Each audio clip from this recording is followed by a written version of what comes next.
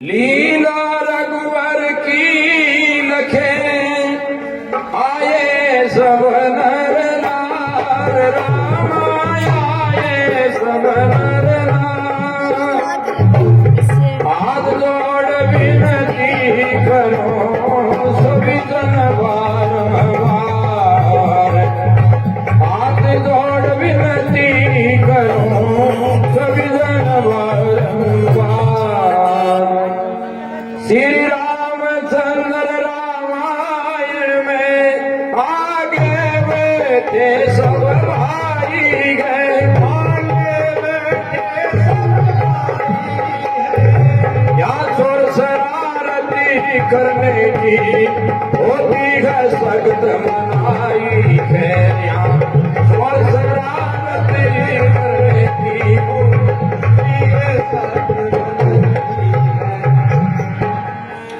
बाके तीर्थे नौजवान कर दयान सोर मचाएंगे कर दयान सोर मचाएंगे जो विघ्न करेगा लीला में वो नर नितर कहलाएंगे जो विघ्न करेगा लीला में वो नर नितर कहलाएंगे श्री रामचंद्र रामायण में सरधा से जो भेंट चढ़ाएंगे सरधा से जो भेंट चढ़ाएंगे आशीर्वाद श्री रामायण का मनवांछित फल पाएंगे आशीर्वाद श्री रामायण का मनवांछित फल पाएंगे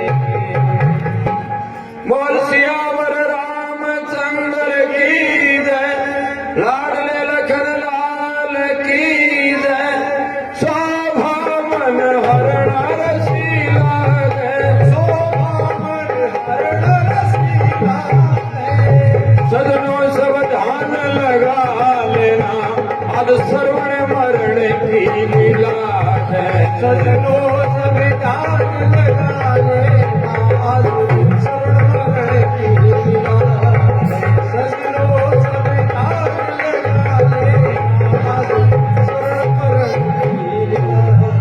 बोल सियावर रामचंद्र की जय लाडले लखन लाल की जय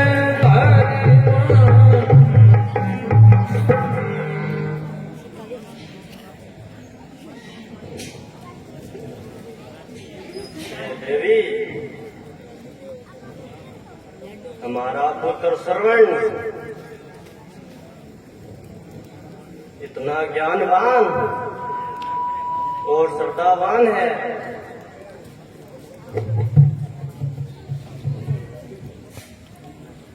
कितना भक्त है ऐसे पुत्र कभी कभी जन्म लेते हैं बेटा श्रवण कहाँ हो बोलिए पिताजी मेरे लिए क्या आज्ञा है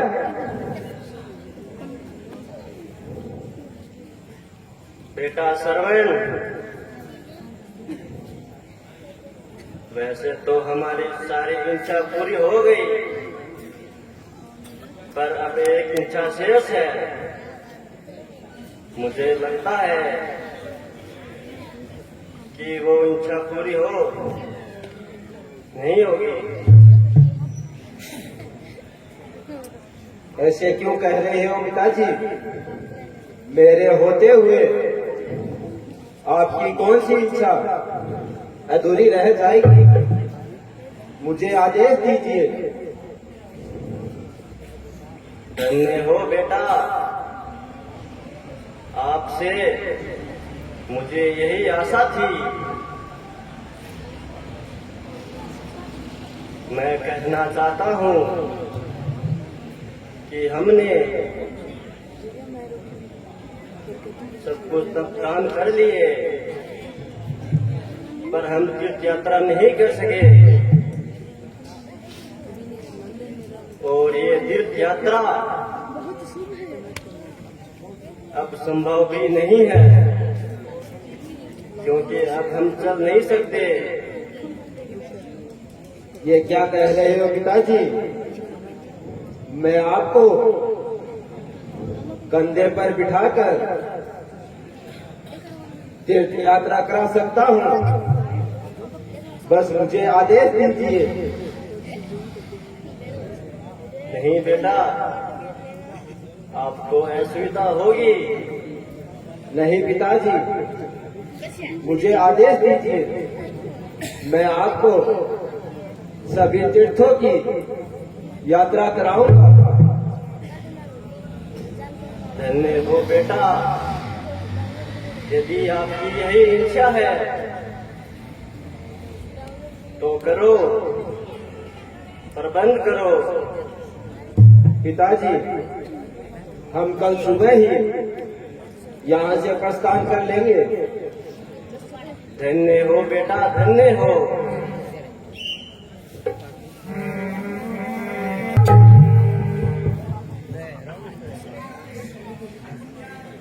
मंत्री जी, संसार में ही हो तो अनेक राजा राज्य चलाते हैं, परंतु प्रजा के हितैषी बहुत ही कम होते हैं।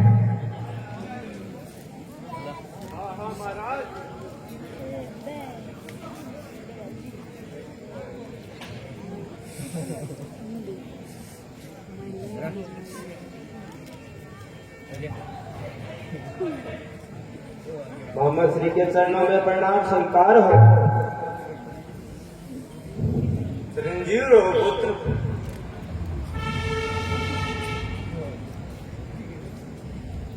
गुरु जी के चरणों में प्रणाम स्वीकार हो। चिरंजीव रहो पुत्र।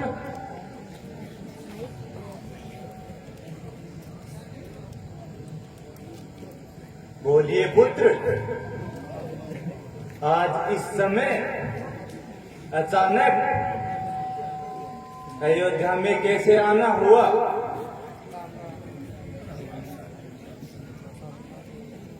माता पिता के चरणों में प्रथम नवाकर शीश, याद गुरु फिर हृदय से दीन बंधु जगदीश। गुरु वशिष्ठ के चरणों में है मेरा संदेश।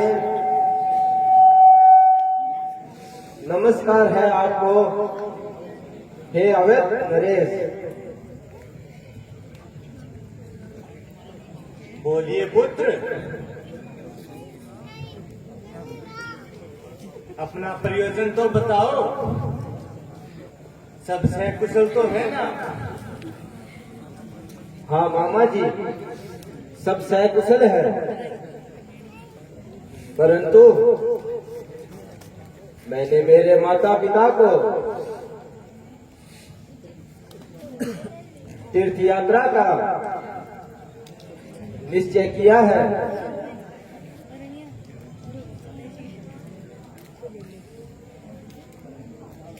परंतु बेटा,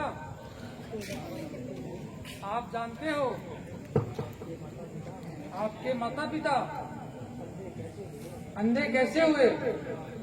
क्या आपको कारण पता है? नहीं गुरुदेव, मुझे पता नहीं है, परंतु यह जानने की इच्छा जरूर है। अच्छा तो सुनो।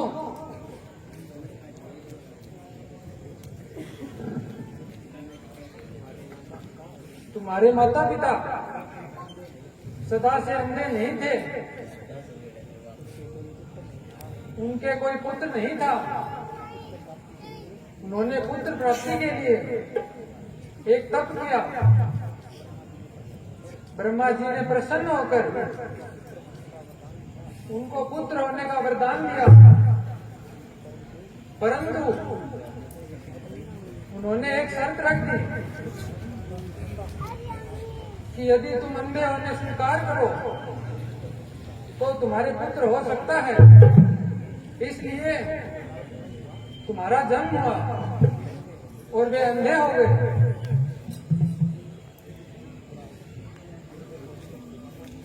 धन्य हो मेरे माता पिता, मेरे जन्म के लिए उन्होंने अंधा होना स्वीकार किया। ऐसे माता पिता का पुत्र होकर मुझे बहुत गर्व हो रहा है। हे मामा जी, अब मुझे आज्ञा दीजिए, मैं आपकी आज्ञा से धारण करके कल ही मेरे माता पिता को तीर्थ यात्रा के लिए प्रस्थान करूंगा। धन्य हो बेटा,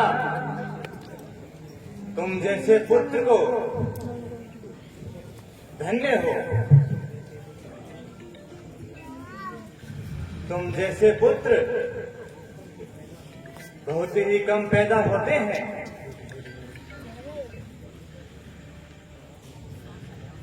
प्रणाम मामा जी, अब मैं जा रहा हूँ।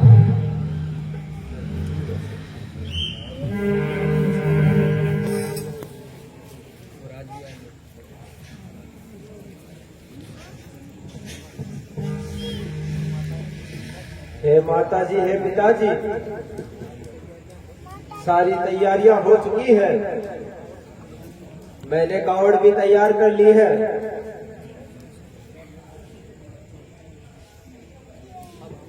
अब हम शीघ्र ही प्रस्थान करेंगे। धन्य हो बेटा, आप जैसा पुत्र धन्य हो।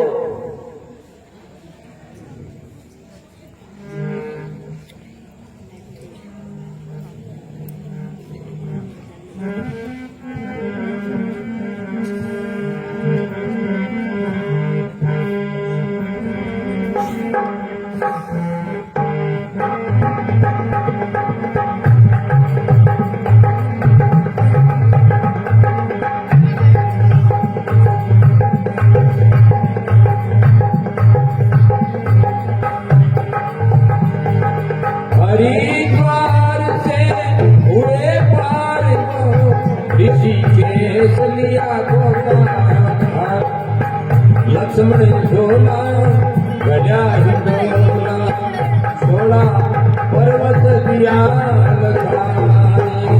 लक्ष्मण झोला गजा हिंडोला, छोड़ा पर्वत दिया लगाए। मात पिता को तीर्थ कराते सरयू तट पर पहुंचाया। मात पिता को तीर्थ कराते सरयू तट पर पहुंचाया।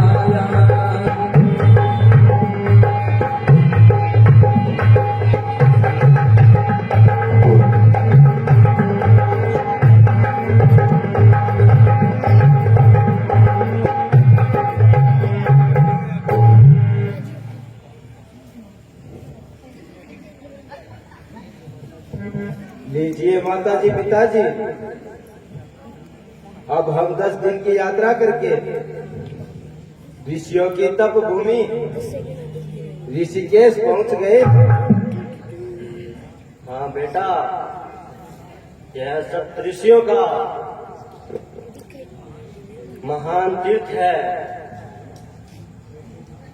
वैसे भी पिताजी, यह तीर्थ धर्म ध्वज रक्षक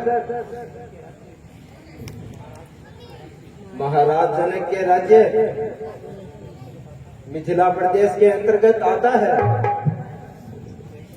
देखो, ऐसा राजा वैसी ही प्रजा है, वह धर्मधारी है। चलो बेटा, आज यहाँ स्नान करके यहाँ से आगे रवाना होना है।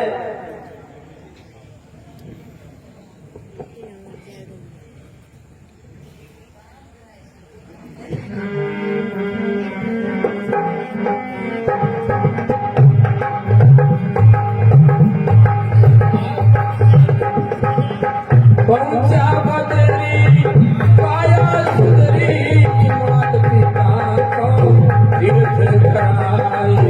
पहुंचा बदरी काया सुधरी मात पिता को तीर्थ कराए।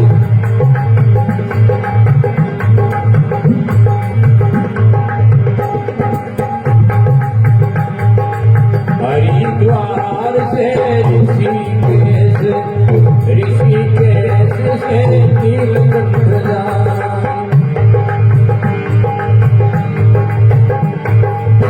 मात पिता को तीर्थ कराते सरयू तट पर पहुँचाया है। मात पिता को तीर्थ कराते अयोध्या तट पर पहुँचाया।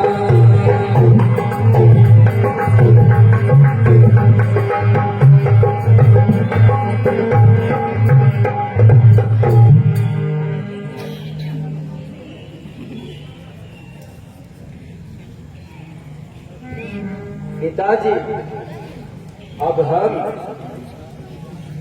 तीर्थराज प्रयाग में पहुंच चुके हैं। बेटा श्रवण, अब हमने ऋषिकेश और हरिद्वार और कनखलगा,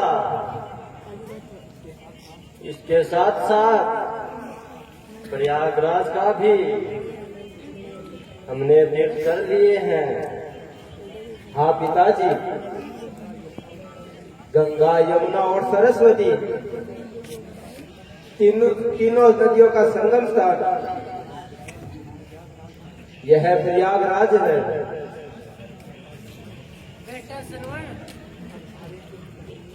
अब सारे तीर्थ कर लिए, बहुत दिन हो गए, हमें शीघ्र ही घर चलना चाहिए। हाँ बेटा, हमें काफी दिन हो गए। हाँ माता जी, यहाँ का तीर्थ करके अब हम शीघ्र ही रवाना होंगे। मार्ग में सरयू नदी पड़ेगी, उस पवित्र नदी का दर्शन करके हम घर पर पहुंचेंगे।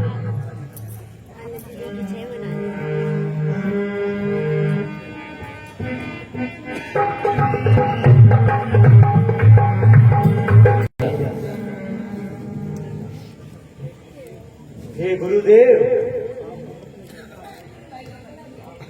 आप तो सर्वे ज्ञाता हो। सप्तऋषियों ने अग्रणी हो। मैं कुछ दिन से एक उलझन में हूं, आप मेरा मार्गदर्शन करो। हे राजन, आप तो राज ऋषि हो, सर्व ज्ञान संपन्न हो, हर परिस्थिति से निपटने की शक्ति है। ऐसी कौन सी उलझन आ गई, हमें बताओ।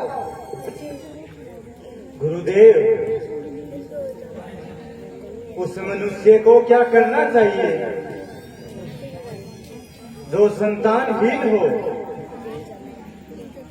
राजन,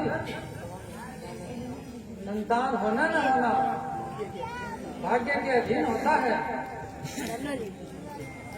महाराज, कहो मंत्री जी, क्या समाचार लाए हो?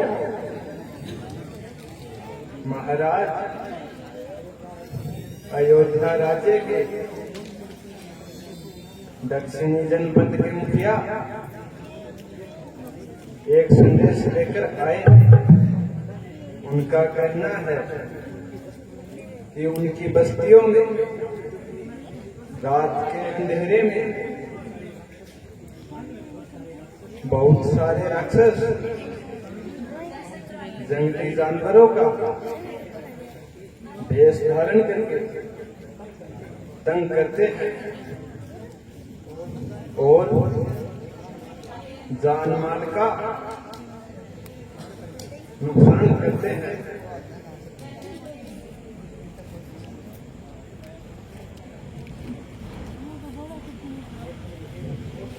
यह सुन मुझे अफसोस है,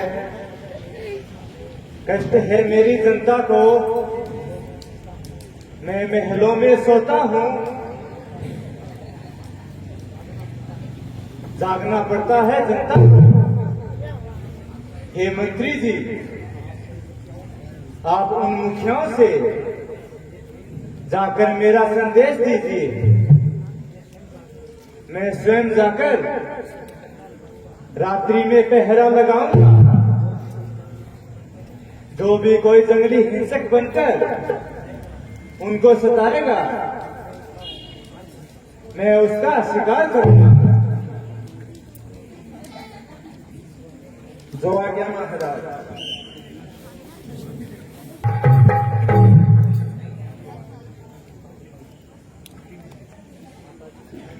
माताजी, पिताजी, अब शाम हो गई है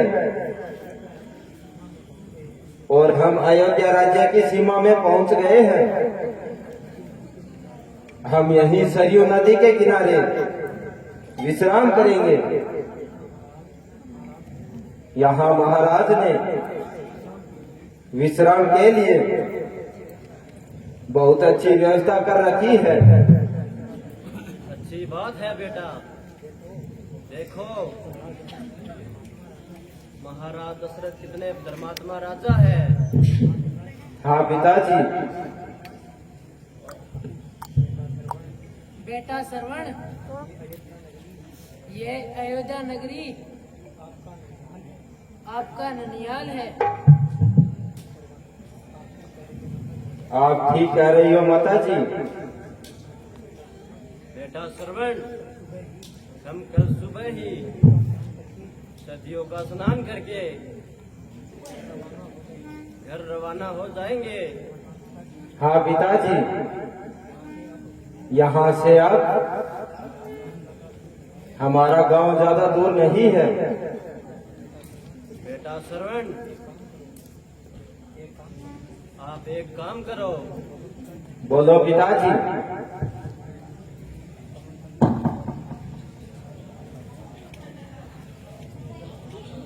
कमंडल में जल समाप्त हो गया है और हमें प्यास भी लगी है। आप ऐसा करो, सरयू नदी से कमंडल में जल भर के ले आओ। लाइए पिताजी।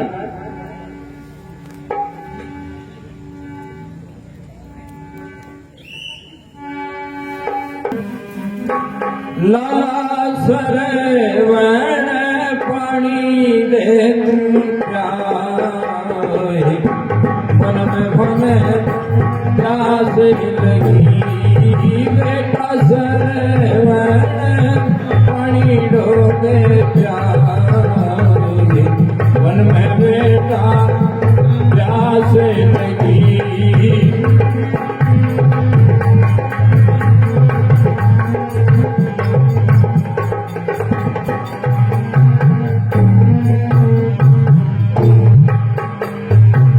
बैठ घाट पर श्रवण पहले धोन लाग्यो। बैठ घाट पर श्रवण पहले धोन लाग्यो। इधर उधर तो देखे श्रवण, काली तो पीड़ी मन में रात, मन में खाने प्यास लगी।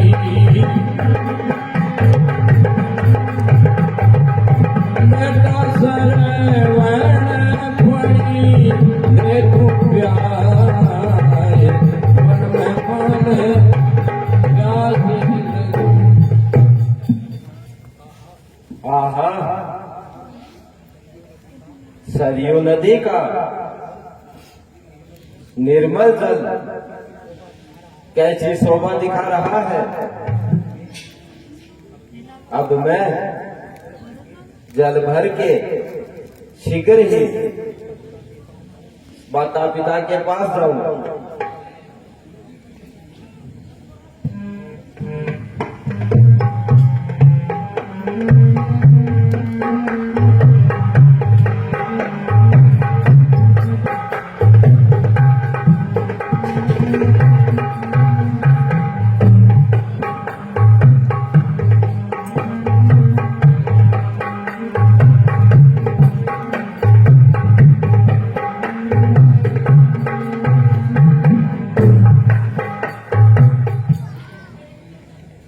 है यह कैसी आवाज?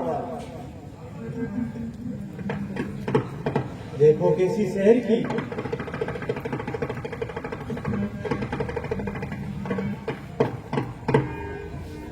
यह तो किसी शेर की पानी पीने की आवाज है। जरूर यह है कोई हिंसक प्राणी है, परंतु अंधेरे में मैं निशाना कैसे साधूं? अब मैं शब्द वेदी बाण चलाता हूं। जहां से ये आवाज आ रही है वहीं जाकर निशाना साधेगा।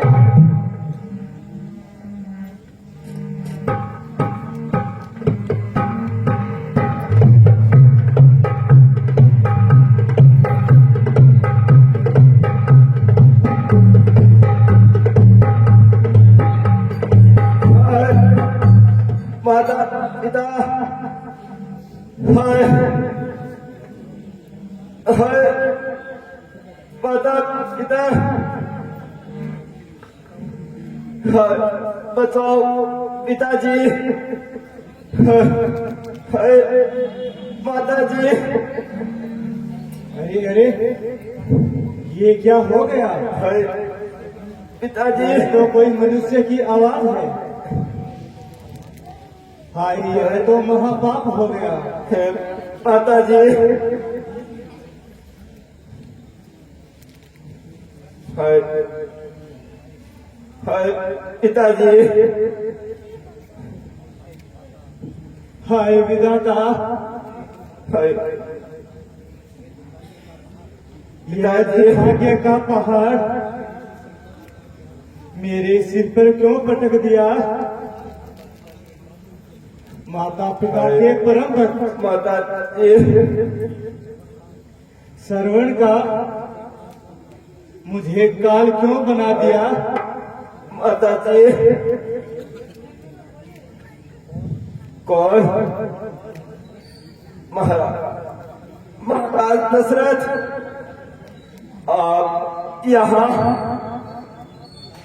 हाँ बेटा, मैं आपका अपराधी दशरथ हूँ। मुझे जो चाहो दंड दो। नहीं नहीं महाराज, ऐसे मत बोलो।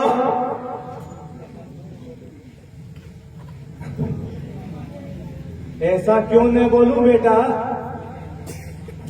मैंने अंधेरे में बाण चलाया, किसी हिंसक जानवर को समझकर। हाय पिताजी, नहीं नहीं महाराज,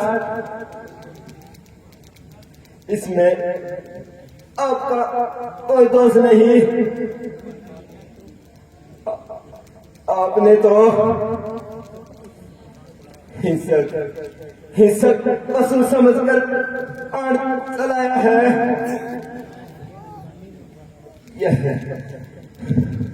यह तो अनजाने में हुआ है। हाय पिताजी, हाय माताजी, महाराज, मैं आपको दोषी नहीं मानता। मेरी आपसे एक विनती है। बोलो, जल्दी बोलो बेटा। विनती नहीं, आदेश दो। महाराज, बाण का गहरा कब गया है। छाती में दर्द बढ़ा रहा है। आप ऐसा करो, यह बाण निकाल दो।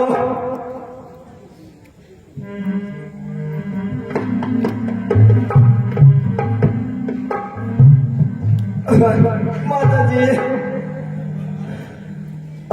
पिताजी, मुझे क्षमा कर दो। मैं आपकी प्यास बुझा नहीं सका।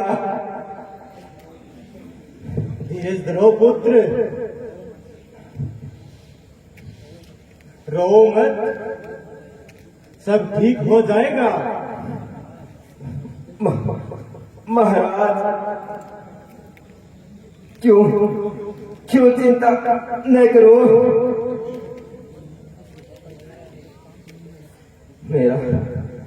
आप मेरा एक काम कर दो। जल्दी बोलो बेटा। मेरे माता पिता मेरी प्रतीक्षा कर रहे हैं। उनको प्यास लगी है। आप कृपा करके उन्हें जल ले जाकर पिला दीजिए। ठीक है बेटा, तुम निश्चिंत होकर आराम करो।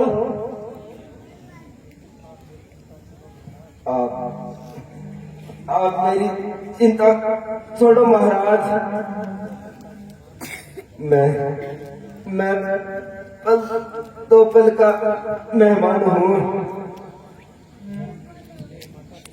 मेरे माता पिता को आप पानी अवश्य पिला देना। मेरे प्राण निकल रहे हैं। हे मेरे माता पिता, मेरा अंतिम परिणाम स्वीकार करो। हाय माता जी, हाय पिताजी। हाय विधाता, मैं कितना अभागा हूँ। मेरे हाथ से कितना बड़ा पाप हो गया।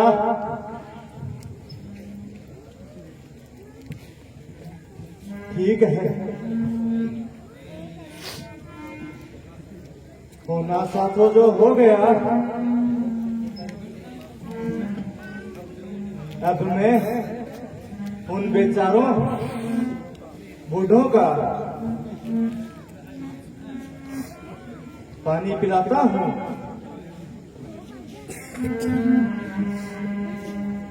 सरवण सुत लाल हमारे प्यासे को नीर पिला। सरवण सुत लाल हमारे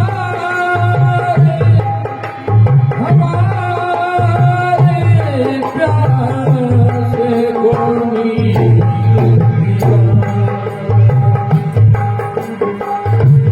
नीर पिलुकी लाल हमारे प्यासे कोई।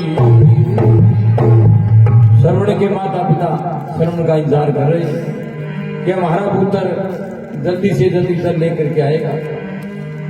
राजा दशरथ पानी का बर्तन लेकर के किस प्रकार से श्रवण के माता पिता के पास पहुंचता है। राजा दशरथ को बड़ा पश्चाताप होता है और किस प्रकार से श्रवण के माता पिता राजा दशरथ को पहचान जाते हैं। बहुत देर हो गई, श्रवण अभी तक नहीं आया। हाँ स्वामी, मुझे चिंता हो रही है, कहीं कहीं अनहोनी ना हो गई हो। नहीं देवी, आप ऐसी वाणी मत बोलो, अभी आ रहा होगा।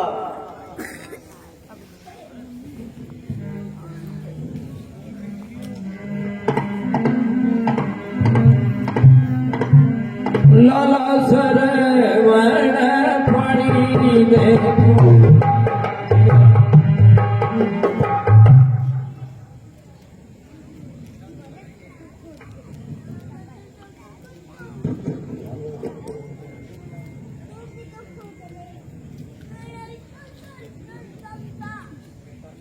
बेटा सरवण, जल्दी आ जाओ।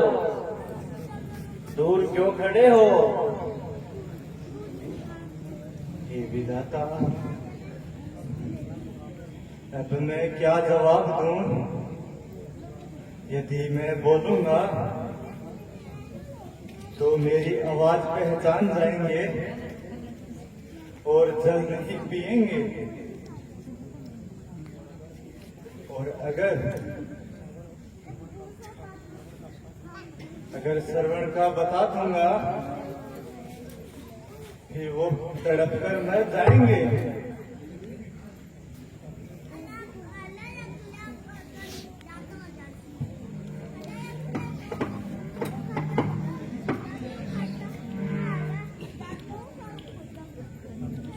बेटा सरवण,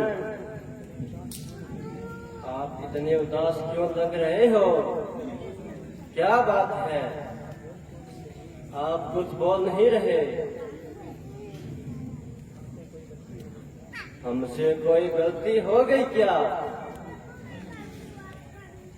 हे परमात्मा, हे विधाता, इन बेचारों को क्या जवाब दूं? बोलो बेटा, चुप क्यों हो?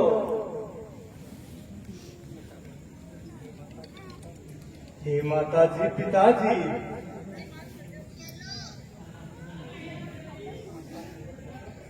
मैं आपका सेवक दशरथ हूँ।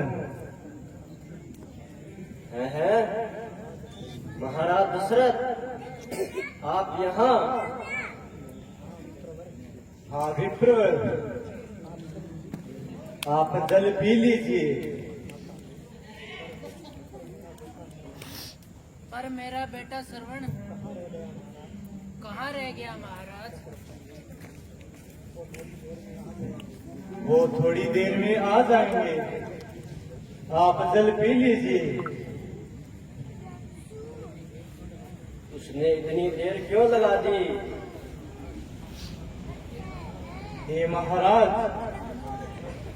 आप दोनों को प्यास लगी है, पहले जल पी लीजिए, फिर कारण बता दूंगा।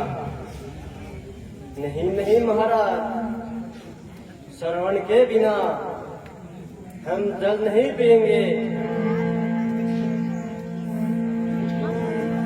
तू तो दिखरे करे मिल धोखाबाज, पानी तेरा ना पीवा। तू तो दिखरे करे मिल धोखाबाज, पानी तेरा ना पीवा।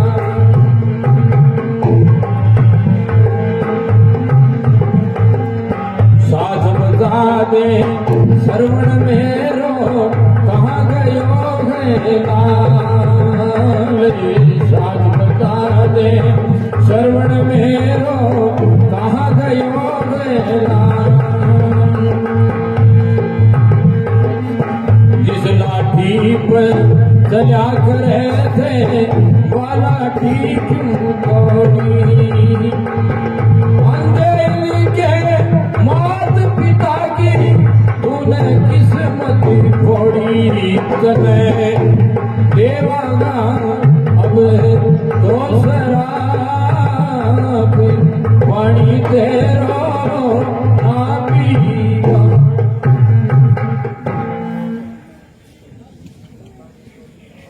विधाता ने जो लिख रखा था आज वही हो गया है। पता नहीं किस जन्म का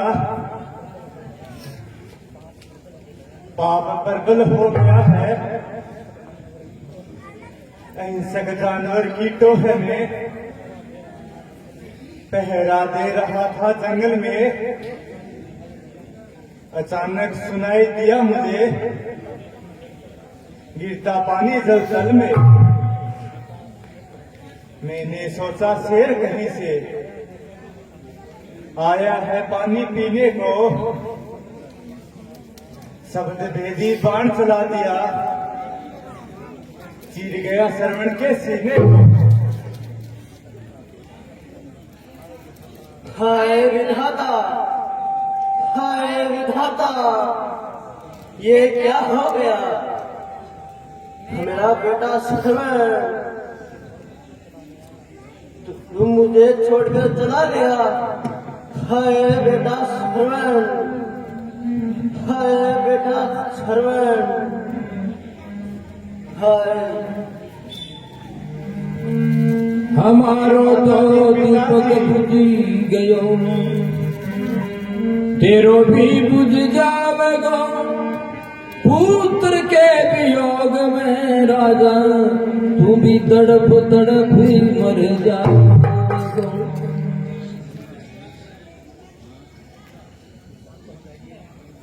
शांत हो जाइए विप्रवर, जो होना सो जो हो गया।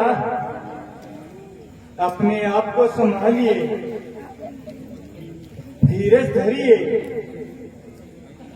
धीरज धरने के लिए अब हमें बचा ही क्या है? एक सहारा था, अब वो भी हक से चला गया। अब हमें कौन संभालेगा?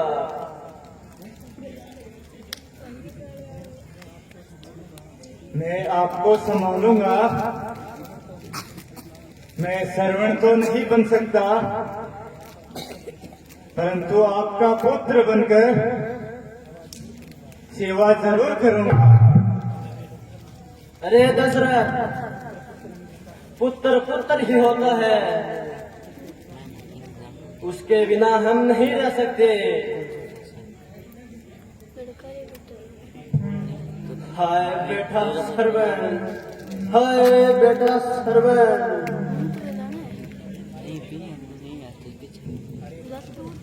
अरे दशरथ, जिस प्रकार आज हम पुत्र वियोग में तड़प के मर रहे हैं, उसी प्रकार तुम भी एक दिन पुत्र वियोग में तड़प तड़प कर मरोगे। हाय बेटा श्रवण, हाय बेटा श्रवण, हाय बेटा श्रवण, हाय। हाय विधाता, आप मेरी कैसी परीक्षा ले रहे हो? मेरे हाथों से एक साथ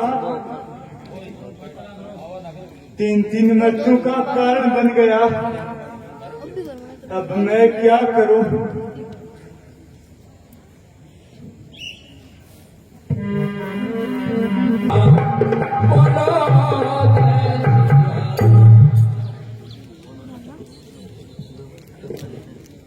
हे विधाता, आपने मुझे महान कुल में जन्म दिया। भारत जैसे देश हो, अयोध्या जैसे राज्य का राजा बनाया, फिर भी मैं इतना दुखी क्यों? महान कुल में जन्म लिया, अतुलित धन और माया है, पर पुत्र दिए बिना मेरा वंश वृक्ष मुरझाया है। पुत्रहीन रहकर मैं जीना नहीं चाहता हूँ। यदि मुझे जीवित रखना है तो पुत्र में एक चाहता हूँ।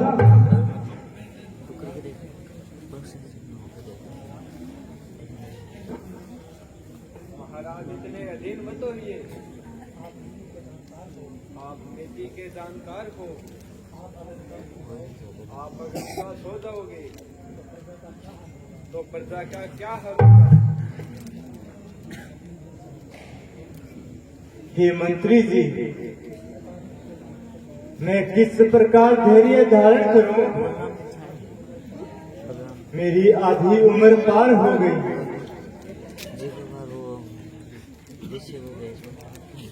अभी एक भी संतान नहीं हुई। हे गुरु है, आप तो कुछ बोलिए।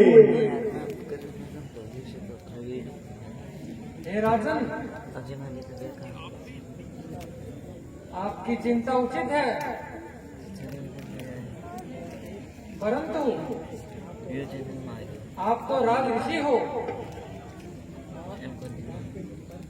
आपके मुख पर इतने उदास होने की कोई जरूरत नहीं है। क्या करूं हे गुरुदेव, आप तो सब कुछ ज्ञाता है। बिना पुत्र के मेरा मन सोच सोच पछताता है। 3 रानियां मेरे फिर गई, पुत्र रत्न नहीं पाया है। क्या करूं समझ नहीं आता, दुख ने मुझे दबाया है। बिना पुत्र के रघुवंश का सूर्य अस्त हो जाएगा।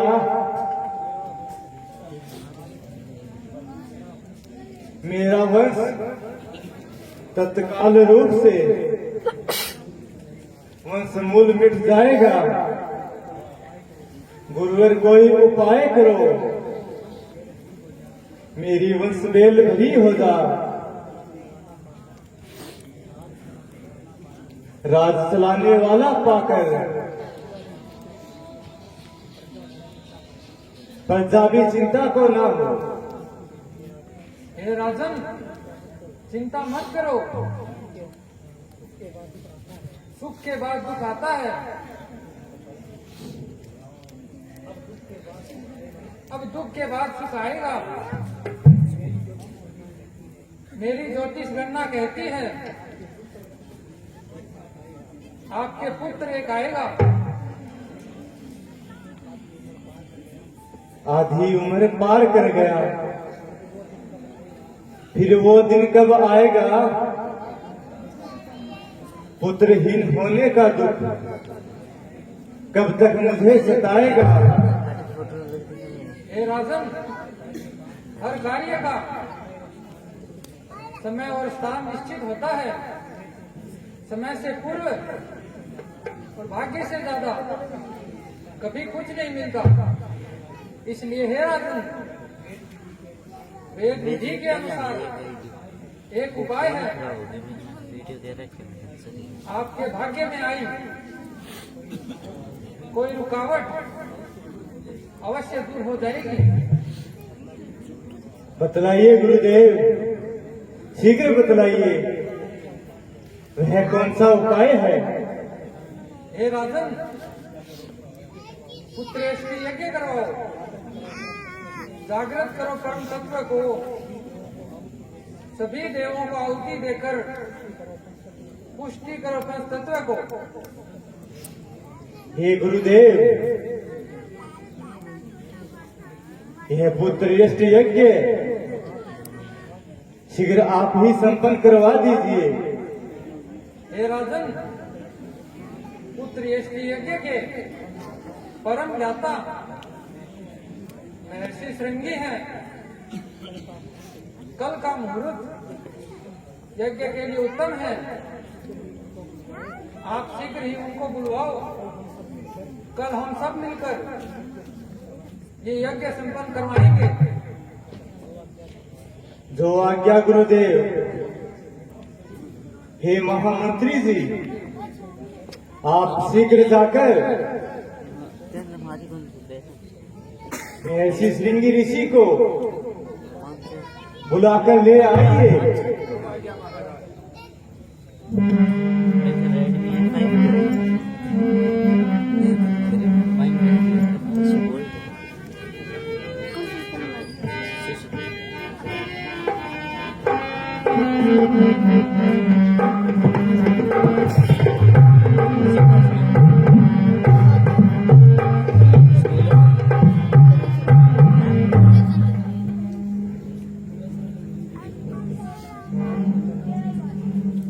ऋषिराज के चरणों में जनक दशरथ का परिणाम स्वीकार हो। चिरंजीव रहो राजन।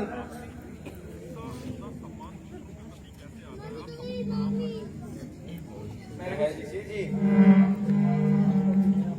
आपको भी मेरा प्रणाम।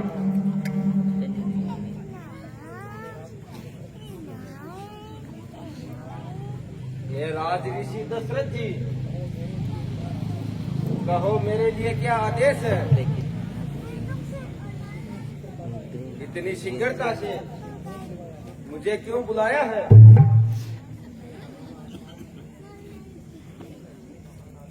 हे महान आत्मा, मैं दशरथ सब तरह से संपन्न होते हुए भी बिना संतान के बहुत दुखी हूं। अयोध्या की प्रजा मेरे बाद में राज्य को अंधकार में डूबता देखकर बहुत चिंतित है। इसलिए हे महात्मा, आप पुत्री यज्ञ करवाकर इस सूर्यवंश को नष्ट होने से बचा लीजिए।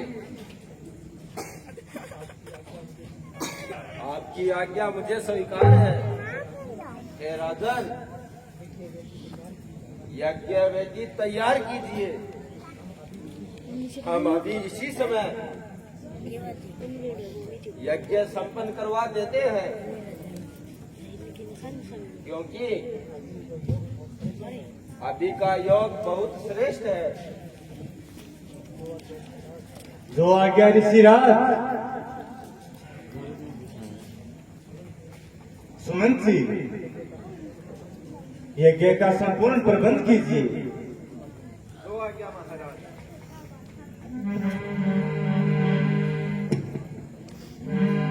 सब जानते प्रभु प्रभुता सोई, जगती कहे बिनु रहा न कोई।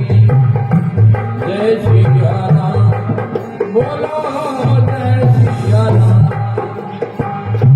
जय श्री राम।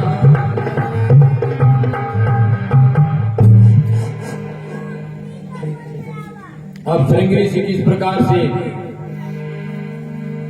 स्वस्ति न इंद्रो रदस्रवा, स्वस्ति न भूगा विश्ववेदा, स्वस्ति न तारक्षो वरिष्ठनेमि, स्वस्ति न बृहस्पतिर्दधातु स्वाहा स्वाहा।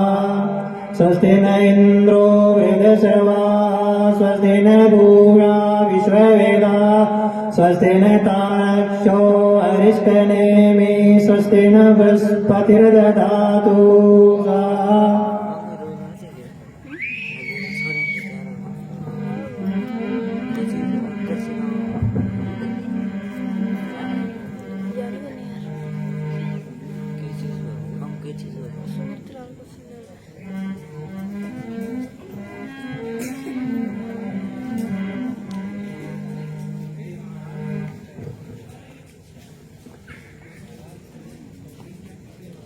लीजिए महाराज, शुक्रियष्टि यज्ञ संपन्न हो गया है।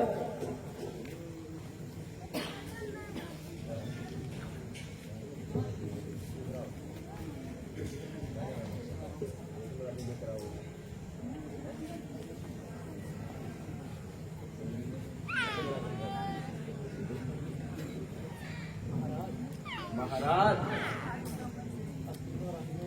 अब तीनों रानियों को पूर्ण आहुति के लिए बुलवाइए।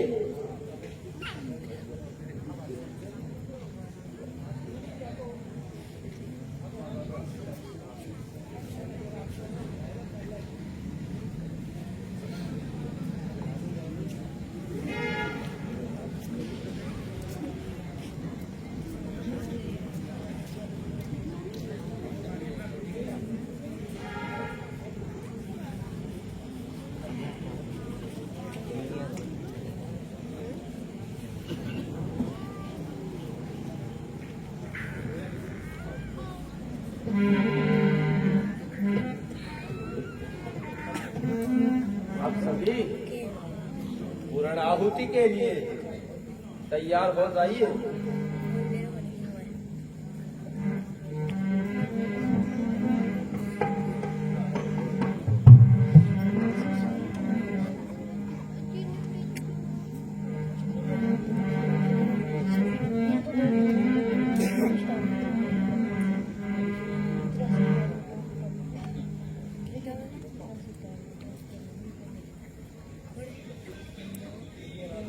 लीजिए राजन, अग्निदेव ने प्रसन्न होकर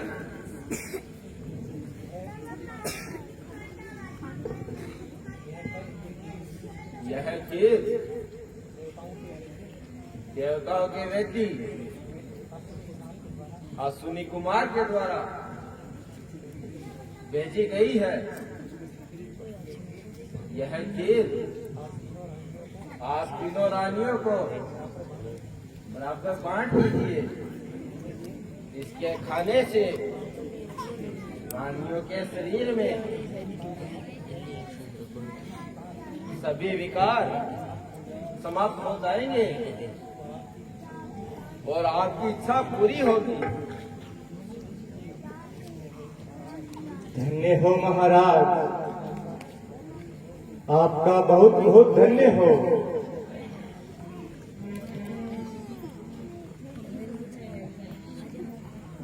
लीजिए रानियों, इस प्रसाद को ग्रहण कीजिए।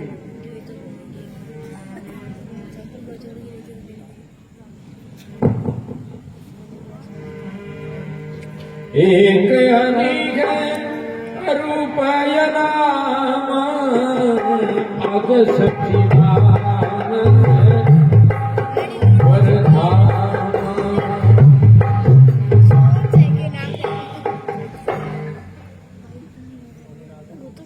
तो हे राजन, अब आपका यज्ञ संपूर्ण हुआ। भगवान की दया से और अग्निदेव की कृपा से आपकी अभिलाषा पूर्ण हो जाएगी। अब हमें जाने की आज्ञा दीजिए। जैसी आज्ञा गुरुदेव।